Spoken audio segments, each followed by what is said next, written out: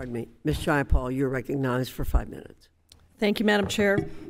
Secretary Sue, I'm thrilled to welcome you here today. We are so lucky to have a lifelong champion for workers like you leading the Department of Labor, and you have really fought tirelessly for working people, especially the lowest wage workers in our country, domestic workers, immigrant workers, folks of color, but workers who are just trying to make it and deserve to be paid, no matter who they are, no matter where they are. In just the last year, President Biden and you have delivered tremendously for the American people. I have personally witnessed you helping break stalemates in labor negotiations and delivering critical protections for workers, longshore workers, healthcare workers, graduate students, research students in my district. You are very popular. I hope you come out and visit.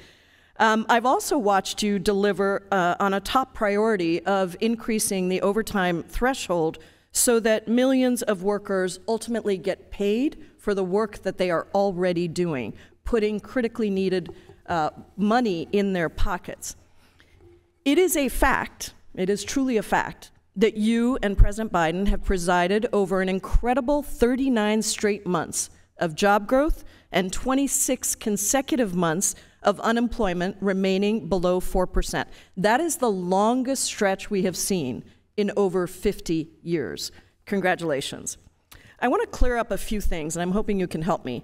Do you believe that bona fide independent contractors play a vital role in the U.S. economy and deserve a place within it? Just a yes or no is fine. Yes, of course, Congresswoman. And do you, Secretary Sue, does the department's final rule on misclassification prohibit people from entering bona fide independent contractor relationships in any way? Absolutely not. It does not. And doesn't the rule just simply restate the existing case law? Yes, it restores decades of case law on how to determine whether someone is an independent contractor or an employee. Does it in any way prohibit flexibility? It does not.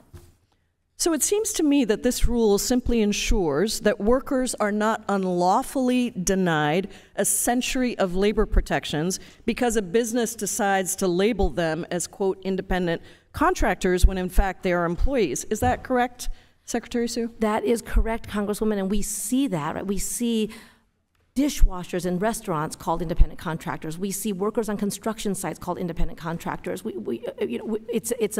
It's both very harmful to working people who should have the protections of minimum wage, overtime, unemployment insurance, and the like, but it's also, it makes it very difficult for businesses who play by the rules to compete and to thrive. Thank you. You talked about the investments in workforce training, and just yesterday I was in front of my Chamber of Commerce. They were visiting, and I heard the same desperate plea for those kinds of investments in workforce training. One area that you know I've focused a lot on is the area of care work, the care economy and domestic workers. I'm very proud to be the House sponsor of the Domestic Workers Bill of Rights. There are 2.2 million domestic workers who care for our children, elders, people with disabilities, and our homes. They do the work that makes all other work possible. And despite the essential nature of their work and the high demand that we have for the workforce, domestic workers have long been excluded from the basic protections of the Fair Labor Standards Act, and they're amongst the lowest paid, with nearly 90% getting no benefits at all.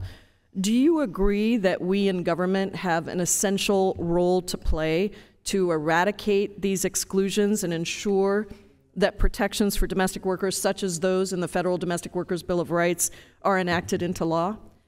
Congresswoman, thank you so much for your leadership in that space. As you know, President Biden has also called for investments in our care economy. All of you in the American Rescue Plan Act made sure that there were investments that helped to keep about 225,000 child care facilities open when the pandemic was still in 2021 and 2022.